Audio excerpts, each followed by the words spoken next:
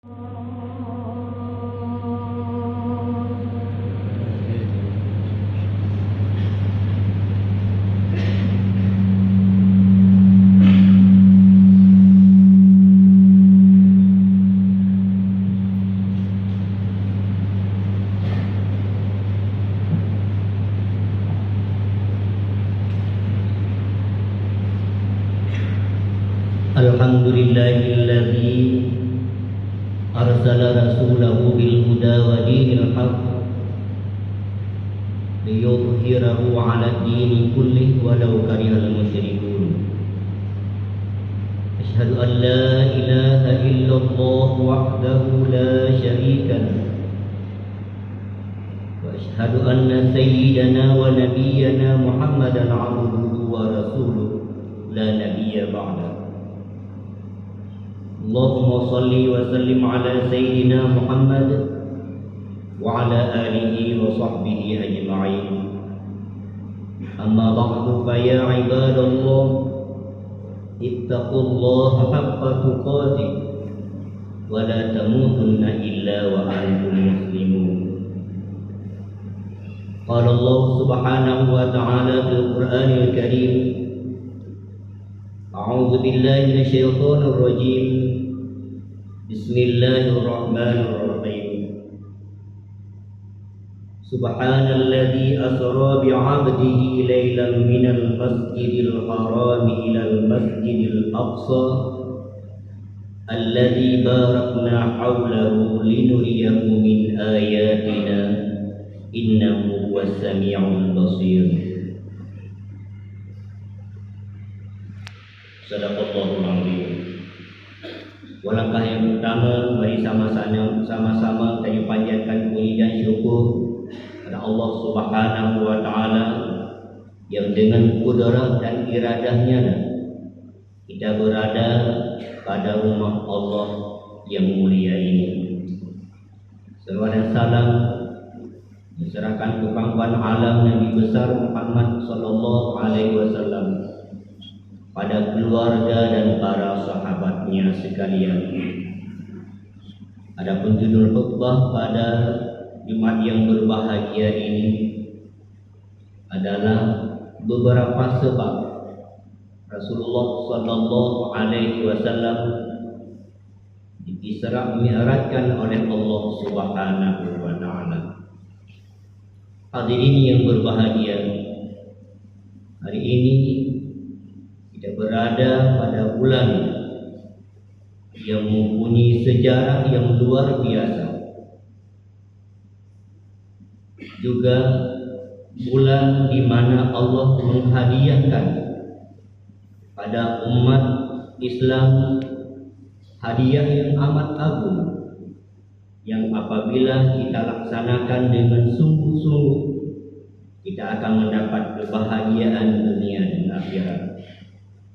Yakni Allah israkan Rasulullah sallallahu alaihi wasallam tepatnya pada bulan Rajab, dan Allah hadiahkan kepada kita sebagai umatnya sembahyang 5 waktu. Peristiwa Isra dan Mi'raj Allah abadikan di dalam Al-Quran pada surah Al-Isra sebagaimana yang khatib bacakan tadi.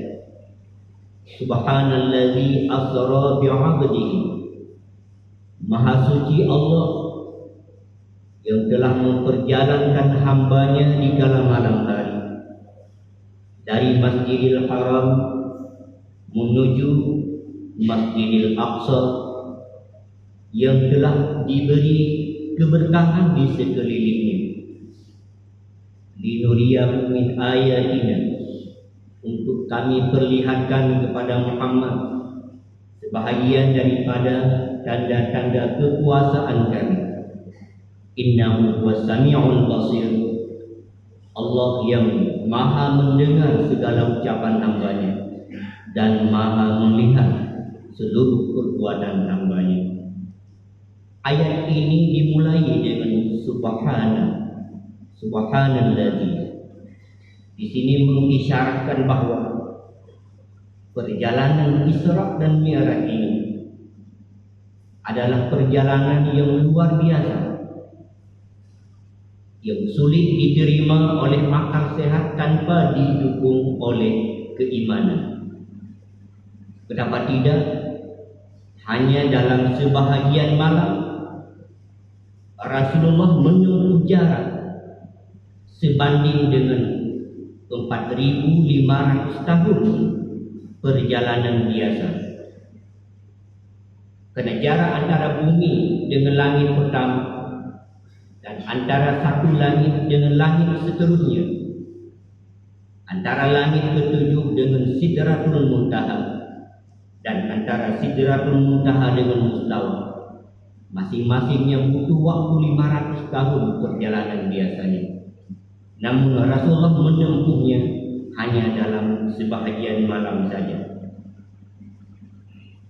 Yang kedua, Allah mulai ayat ini dengan Subhan, Maha Suci Allah, karena ada sesuatu yang amat agung di balik perjalanan Isra Mi'raj Rasulullah.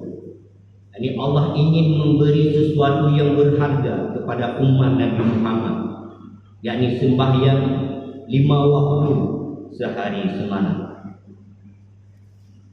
Ada 4 sebab kenapa Rasulullah di-Isra Mi'rajkan.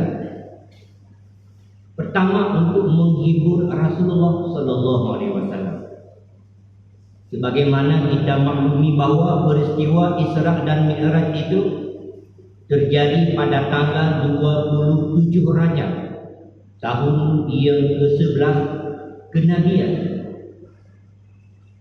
di mana Rasulullah pada tahun itu dalam keadaan duka cita yang luar biasa karena meninggal orang yang dicintainya, yakni Abu Talib pamannya dan Sayyidah Khadijah istrinya.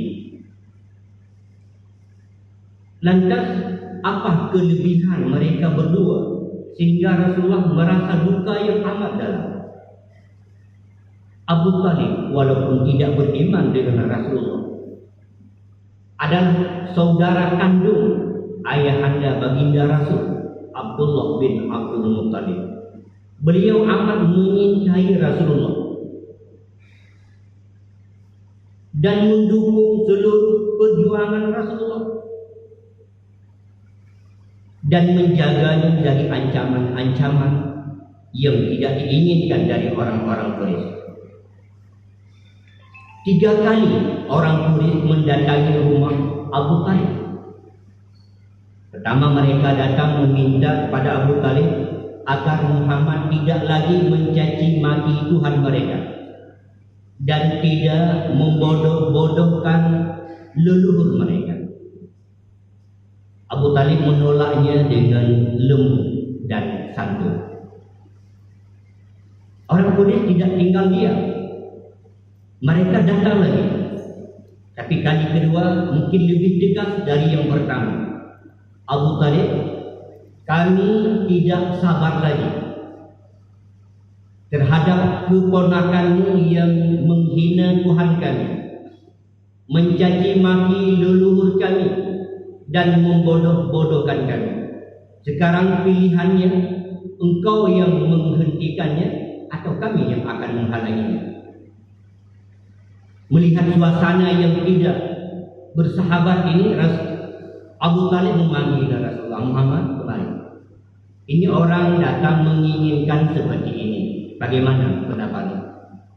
Paman, demi Allah, saya tidak akan berhenti dari perjuangan dakwah ini hingga Allah tinggikan agama Islam ini. Oh, kalau memang demikian pendapatmu, Muhammad, sampaikan apa yang ingin kamu sampaikan. Demi Allah, tidak akan kuserahkan kamu pada mereka.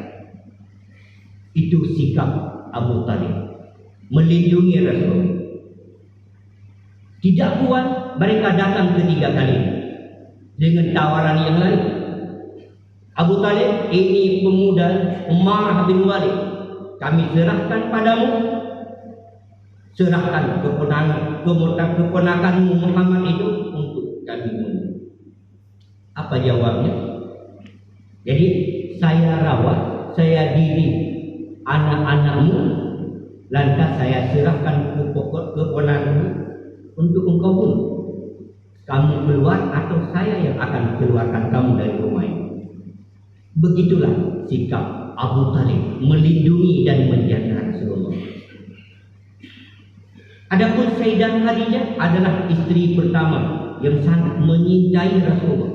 Beliau korbankan jiwa dan hartanya untuk perjuangan Rasulullah sallallahu alaihi wasallam.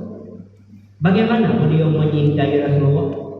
Tidak pernah keluar dari mulut Sayyidah Khadijah kalimat-kalimat ataupun nada-nada yang keras, apalagi kasar. Selalu berbicara lembut. Dan tidak pernah beliau membuat Rasulullah letih. Oleh sebab itulah, suatu hari Jibril datang. Muhammad, Sayyidah Khadijah sedang mengambil air minum. Nanti kalau ia kembali kepadamu, sampaikan bahwa Allah menitipkan salam kepadanya dan juga salam saya. Dan sampaikan pada Khadijah bahwa Allah telah membangun satu rumah untuknya dari permata di dalam surga yang tidak ada bisik dan tiada letih di dalamnya. Ini penghormatan Allah kepada Sayyidah Khadijah karena tidak pernah ada suara bising dalam rumah Rasulullah dan tidak pernah membuat Rasulullah letih. Sayyidah Khadijah itu bukan hanya sekedar istri, tapi jadi penasihat Rasulullah yang memberikan pandangan-pandangan yang menyejukkan. Rasulullah pulang dari Buhairah dalam keadaan ketakutan, langsung disambut dengan hangat oleh Sayyidah Khadijah. Hadirin kaum muslimin yang dirahmati Allah, maka pantas saja kalau Rasulullah berduka di kala kepulangan mereka berdua. Sambil Rasulullah menyintai Sayyidah Khadijah, Siti Aisyah, istri beliau yang masih muda, pernah mengatakan bahwa Rasulullah itu kalau menyebut-nyebut Khadijah, beliau memujinya dengan pujian yang sangat bagus, hingga membuat beliau agak sedikit iri. Ya Rasul, Khadijah telah meninggal. Bukankah Allah telah menggantikannya dengan istri yang lebih bagus daripadanya, yakni beliau sendiri yang masih gadis, cantik rupanya dan orangnya pintar? Apa jawab Rasulullah? Ma'abdalani Allah. Tidak pernah Allah menggantikan Khadijah. Kenapa? Karena ia beriman denganku di kala orang kufur, dan ia membenarkanku di kala orang mendustai, dan ia korbankan hartanya di kala orang tidak mau menyumbang, dan Allah berikan aku anak padanya. Hadirin kaum muslimin yang dirahmati Allah, makanya Rasulullah berduka. Maka Allah undang Rasulullah dengan undangan yang khusus di tempat yang khusus untuk bertemu dengan Allah Subhanahu wa taala, untuk menghilangkan rasa duka karena terlalu menyintai Rasulullah terhadap Khadijah dan pamannya. Rupanya cinta itu hanya dapat dikalahkan oleh cinta yang lebih tinggi. Cinta Rasulullah kepada Allah lebih tinggi dari cintanya kepada Khadijah. Maka Allah undang Khadijah, Allah undang Rasulullah untuk menghilangkan rasa dukanya. Yang kedua, kenapa Rasulullah diisrakan? Untuk menjadi hujjah bagi Rasulullah. Coba bayangkan, hanya dalam waktu sesaat Rasulullah berangkat dari Masjidil Haram ke Masjidil Aqsa. Biasanya butuh waktu berhari-hari. Makanya pada saat Rasulullah menyatakan semalam beliau ke Masjidil Aqsa, orang-orang boleh kata, Muhammad, kalau memang benar semalam kamu ke Masjidil Aqsa, tolong sampaikan berapa jumlah tiang di Masjidil Aqsa. Yang kedua, di manakah kafilah yang baru pulang dari negeri Syam, dan pukul berapa mereka sampai ke Saat itulah Allah hilangkan hijab antara Nabi dengan Masjidil Aqsa, seolah-olah Masjidil Aqsa ada di depan mata beliau. Lalu Rasul menghitung jumlah tiang-tiang Masjidil Aqsa dan beliau sampaikan dengan detailnya. Jika mendengar penjelasan Nabi itu, di antara penanya ada yang pernah ke Masjidil Aqsa, benar juga apa yang dikatakan Muhammad. Kalau memang ia semalam tidak ke sana, tidak mungkin ia menyampaikan begitu detail. Karena selama ini ia berada di tengah-tengah kita. Menyangkut tentang pedagang yang pulang, kata Rasulullah, waktu saya melintasi mereka itu tidak jauh dari kota Makkah, dan insya Allah sebelum siang mereka sampai di sini. Pada saat saya lewat, unta mereka kocar kacir karena terkejut dengan melintasnya orang. Mendengar ini mereka tunggu sampai siang. Tepat waktu kafilah pun sampai. Kemudian mereka tanya, apa yang terjadi tadi? Bahwa tadi unta kami kocar kacir karena ada yang melintas tapi tidak terlihat. Hadirin kaum muslimin yang dirahmati Allah, ini jadi kerja meyakinkan mereka bahwa benar Muhammad dalam waktu singkat berangkat ke Masjidil Aqsa. Kalau dalam waktu singkat ia bisa kembali kemari, untuk mi'rajnya ke langit bukan sesuatu yang mustahil. Yang ketiga, penghormatan Allah kepada Rasulullah diangkatkan untuk bertemu dan bermunajat dengannya. Yang keempat, hikmah adapun asbab Allah Isra Mi'rajkan Rasulullah, ada perintah yang maha agung. Kita ketahui bahwa seluruh perintah Allah itu disampaikan lewat Jibril, disampaikan kepada Rasulullah, kemudian diteruskan kepada umat-umatnya. Tapi beda halnya dengan sembahyang 5 waktu. Diundang secara khusus. Yang datang juga makhluk yang khusus, Jibril dan Mikail, dengan kenderaan yang istimewa, yakni burak, kepada tempat yang khusus yang tidak boleh masuk dalam kawasan itu walau malaikat sendiri, yakni Rasulullah sampai kepada mustawa. Di sanalah Rasulullah menerima perintah sembahyang 5 waktu untuk Rasul dan untuk kita semua. Lantas di mana istimewanya sembahyang sehingga mendapat undangan khusus di tempat yang istimewa? Salat itu jadi pelindung bagi kita yang melaksanakannya, dunia dan akhirat. Kita tidak akan jatuh dalam perbuatan keji dan munkar, sebagaimana Allah menyatakan aqimus shalah inna salata tanha 'anil fahsya'i wal munkar. Laksanakan sembahyang, dirikan sembahyang. Sembahyang itu akan menjagamu, tidak akan jatuh dalam perbuatan keji dan munkar. Jadi kalau kita tidak ingin jatuh dalam perbuatan yang dilarang Allah, lakukan salat dengan yang baik dan benar. Dan ada yang bertanya, ada yang rajin salat tapi rajin mencuri, rajin membunuh, rajin mencaci maki, rajin korupsi, cukup untuk 7 keturunan. Kalau kita lihat salatnya, ada subuh keliling ini, tapi korupsinya luar biasa dan lain sebagainya. Kenapa ini bisa terjadi? Apa salah ayat Allah itu? Salat tidak mencegah kita dari yang keji dan munkar. Bukan salatnya yang salah, praktek kita yang tidak benar seperti yang dituntut di dalam agama. Maka oleh karenanya, kalau kita ingin memilih menantu, ingin memilih istri, ingin memilih pemimpin dari kecil, bupati, gubernur sampai presiden, satu saja: apakah orangnya itu salah atau tidak? Pertama. Yang kedua, bagus salahnya atau tidak? Sesuai dengan tuntutan agama atau tidak? Yang keempat, dia salat itu datang ke masjid ikhlas atau ingin pamer, pencitraan? Ini saja. Kalau dia rajin salat, bagus salahnya, ikhlas, bukan untuk dipamer-pamerkan, boleh kita pilih dia jadi pemimpin. Kenapa? Karena orang yang bagus salahnya akan terhindar dari perbuatan yang keji dan munkar. Jika jadi pimpinan, dia tidak akan korupsi, tidak akan menyengsarakan rakyat, tidak membuat rakyat itu menderita. Hadirin kaum muslimin yang berbahagia. Kemudian salat itu jadi sebab mudahnya rezeki. Karena Rasulullah menyatakan, wa'mur ahlaka bis-shalah, perintah anakmu melakukan sembahyang. Nahnu narzuquka wa iyyakum. Perintah anakmu melaksanakan sembahyang. Tidak kami bebankan rezeki kepadamu, kami yang tanggung rezeki. Artinya apa? Sembahyang itu memudahkan rezeki kita.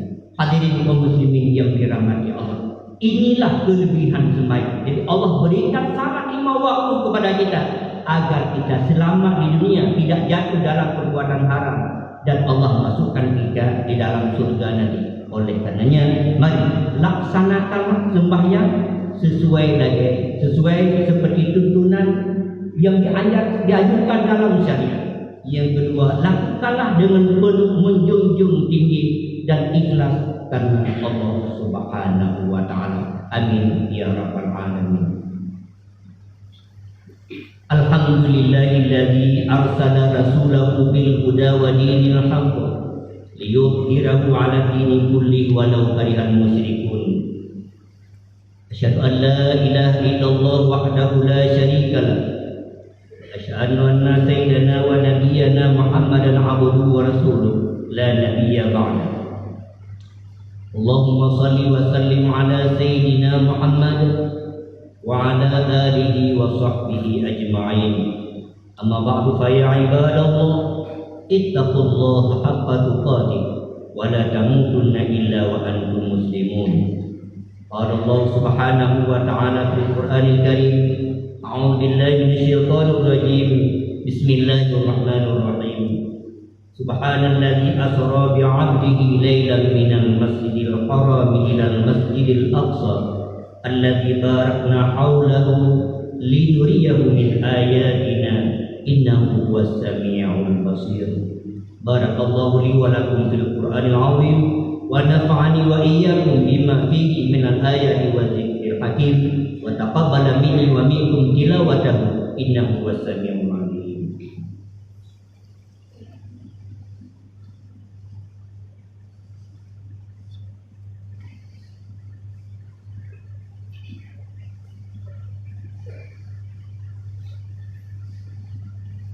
Alhamdulillahirabbil alamin.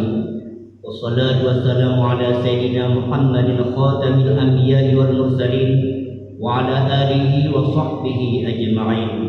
Amma ba'du fa ya ibadallah ittaqullaha sirran wa 'alaniyah la'allakum tuflihuna ila yaumil qiyamah. Innallaha wa malaikatahu yusalluna 'alan nabi ya ayyuhalladzina amanu sallu 'alaihi wa sallimu taslima. Allahumma ighfir lil muslimina wal muslimat wal mu'minina wal mu'minat al ahya'i minhum wal amwat innaka sami'un qaribun mujibud da'awat wa ya qadiyal hajat. Rabbana atina fid dunya hasanah wa fil akhirati hasanah wa qina adzabannar. Ibadallah wa la dzikrullah